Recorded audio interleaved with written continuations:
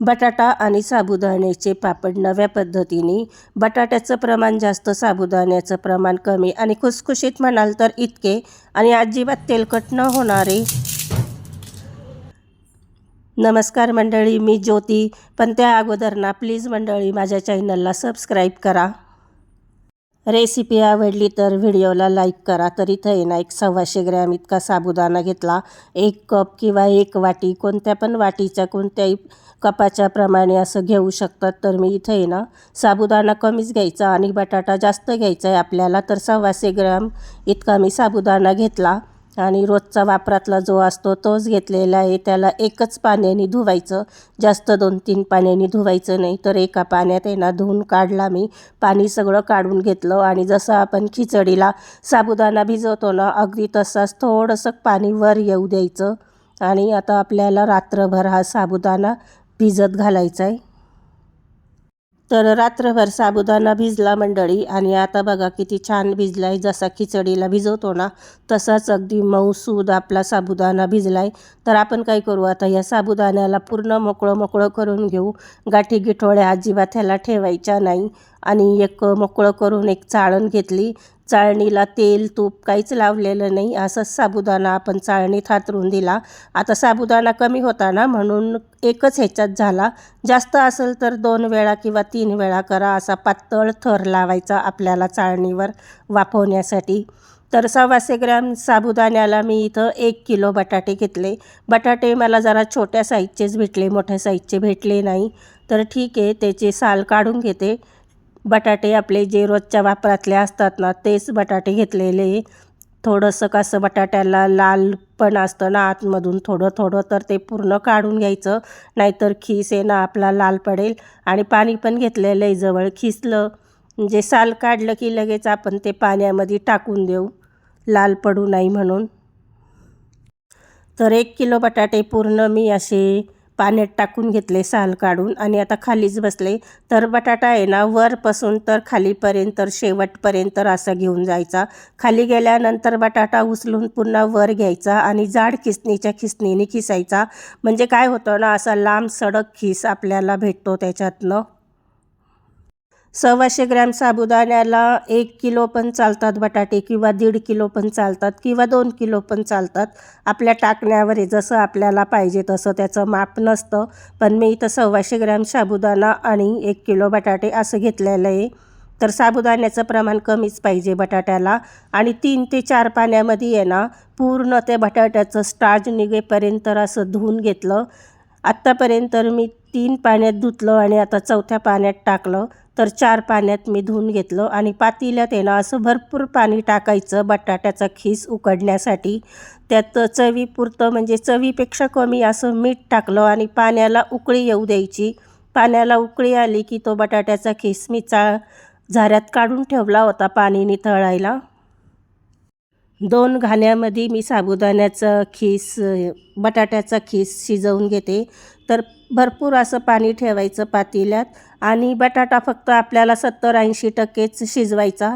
तर कसं कळणार नाही म्हणून काय करायचं, बटाट्याचा खीस टाकला ना उकळत्या पाण्यात, जेव्हा पहिली उकळी आली की तेव्हा लगेच खीस काढून घ्यायचा. बरोबर आपला बटाटा शिजला जातो.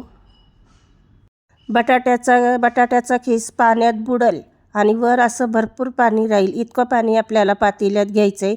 आता दुसरा घाणा मी टाकला आहे पातेल्यामध्ये. तोपर्यंत काय करू, साबुदाण्याला वाफवून घेऊ. तर पातेल्यात पाणी ठेवून मी चाळण ठेवली, ती साबुदाणा हातरून घेतलेली आणि त्याच्यावर झाकण ठेवलं.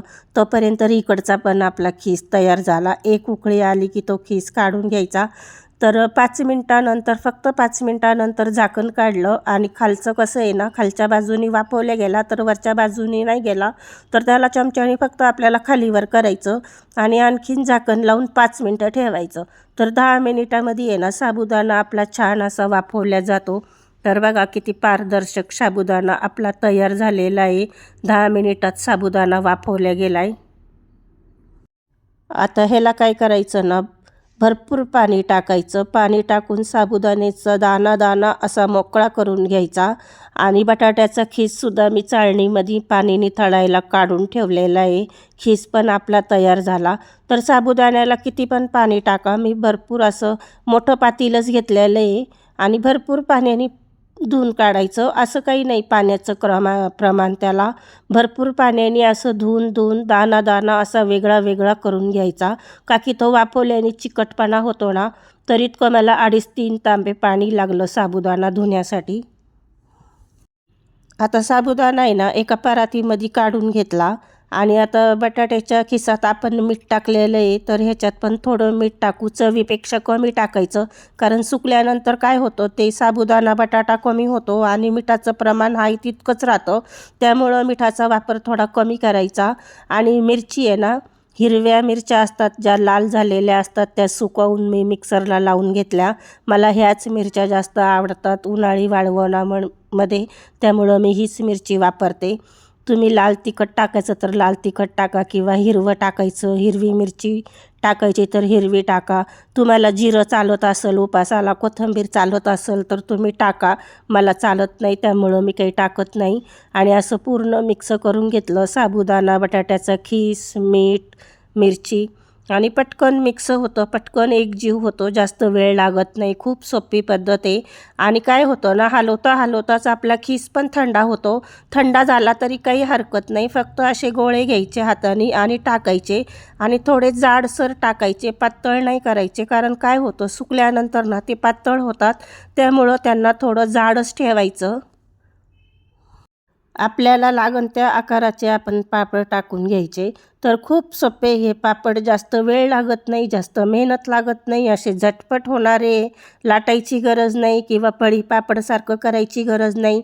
फक्त हाताने घेऊन गोळे टाकायचे आणि बोटांनी थोडं त्याला थापल्यावानी करायचं, जास्त पण पसरवायचं नाही, थोडे जाडच ठेवायचे. तर बघा 1 किलो बटाट्यामध्ये इतके पापड झाले. 38 पापड तयार झालेत.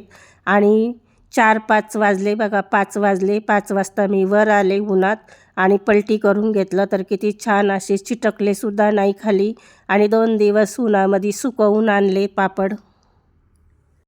हे पापड ना फॅन खाली पण सुकवू शकता, पण आज आहे ना मी गच्चीवर जाऊनच केले. तर बघा किती छान असे जाळीदार पापड आले ना, अजिबात असे मोकळे. एक पण पापड आपला तुटलेला नाही आहे. तेल अगोदरच तापायला ठेवलं आणि पटकन तळल्या गेले आणि किती पांढरे शुभ्र आपले पापड तयार झालेत. आणि तळल्यानंतर ना हे पापड तेलकटसुद्धा होत नाही, असं एक थेंबसुद्धा तेल राहत नाही. असे तळल्यानंतर कोरडे फटक हे पापड पडतात. आणि खुसखुशीत म्हणाल तर इतके खुसखुशीत. आणि साबुदाणा बघा, जसा नायलॉनचा साबुदाणा असतो ना, तसंच साबुदाणा फुगलेला आहे.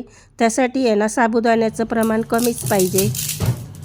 तर बघा किती खुसखुशीत झाले. रेसिपी आवडल्यास लाईक करणे, चॅनलला सबस्क्राईब करणे नक्की करून बघा मंडळी पापड. धन्यवाद.